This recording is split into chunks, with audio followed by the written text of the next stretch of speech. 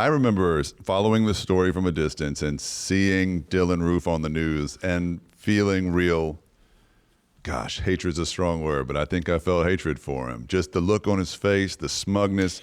Right, those deadpan eyes he had in that bowl haircut. Ooh, I would see that picture and it was like evil. Like it was like laser ray eyes every time I saw his picture, you know, on them Marvel thing when the eyes. Oh my God. Yeah, some people, it seems like some people make forgiveness harder than others. And that was, I can only imagine that must have been a hard case. I have met so many people in Ubers and my travels and just people that say, I don't know how you're able to do this because I will never, ever forgive him. Yeah. And I tell people, you know what, that's your choice. And I'm not here to make you change your mind. Yeah. I'm just telling you what I went through, how this came for me. And you know, we learned too that the forgiveness is not about that person. And then you can't forgive unless you have a relationship with God and be authentic about what you say you're doing. You know, there's got to be some action behind some things. Yeah. You know? Interesting. Yeah, So exactly. let's talk about that for just a second, because I think it's important when we say forgive. You know, average people hear forgiveness and they just think, well, it's a feeling or it's something that, you know, just anyone can do if you just, you know, just feel the right way or make a simple choice. Forgiveness is hard. Yeah, what is forgiveness? Forgiveness is, I'm going to give you a pass because I believe in Jesus Christ. And Jesus Christ would want me to forgive you like he has forgiven me. There it is. Forgiveness means I won't forget, but it's not going to affect my whole life anymore. And I'm going to go on with my life the best way I have with the resources God has allowed me to have and go on with my life. That's what forgiveness is. Yeah. And it's hard. Yeah. Have you ever had a chance to express forgiveness directly to Dylann Roof? You know, people have asked me that, and I have given Dylann Roof as much as I can give him. I don't have to look in his eyes. I don't want to look in. I have given you, Dylann Roof, the best I can give you because of my faith. That's all I'm owed to you. I don't need to look at you. I don't want to look at you.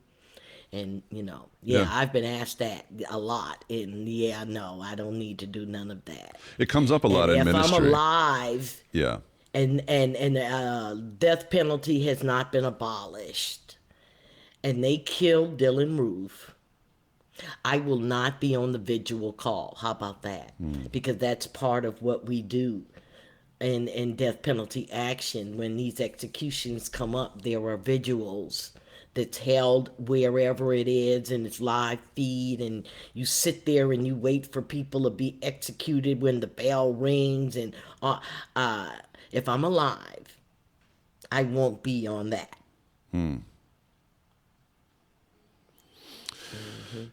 So Dylann Roof has been convicted of these murders. He is on death row now. Is that correct? Yes, Terre Haute, Indiana is where he is. Federal prison. Is there an anticipated date of his execution yet, or is it still pending? No, well, you know how the death penalty go, and that's another one of them things. They wait, it might be 20, 30 years because, you know, all the appeals and all this, that, and the other, and then yada, yada, yada. But whatever happens, he's never going to get out of jail. He might get out of death row, and okay. But now, you might get off death row, but you're going to be in isolation. Okay. So, I mean, you know, to me, he's dead. You know, do you mean as far as what he would have held over you? That's dead? Yeah, he's dead. He holds you don't no have power. a life. You gave your life away when you walked in that church and killed those 9 people. Do I want the state to execute you? No.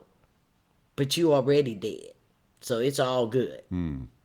You mentioned earlier that you wouldn't call in to the vigil of, I think what you were saying is that there's a prayer vigil that happens whenever someone on death row is being executed, and you pray together until the bell rings, and it's a wake of sorts. It's a grief process. It's crying out, on behalf of those who are being executed.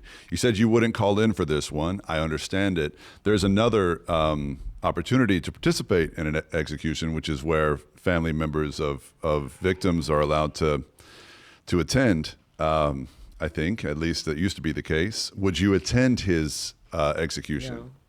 No, I don't have to. You don't need to, do you? No. I think that's the power of forgiveness, Reverend. I think that's what you're describing. Is a lot of people say, well, how do I forgive someone who's done this horrible thing to me? Or how do I forgive someone who's actually already passed away and they're dead, and I'm still carrying this around? And the misunderstanding is that, I'm sorry, but the misunderstanding is you have to express that forgiveness to the one who hurt you, and that's not the case. You can forgive them without them knowing. And I think that's a key that could unlock a lot for a lot of people if we were to understand that. Yeah. Forgiveness is letting go of the burden, giving it to Jesus, and not letting them hold power over you anymore, whether they ever know about it or not. Exactly.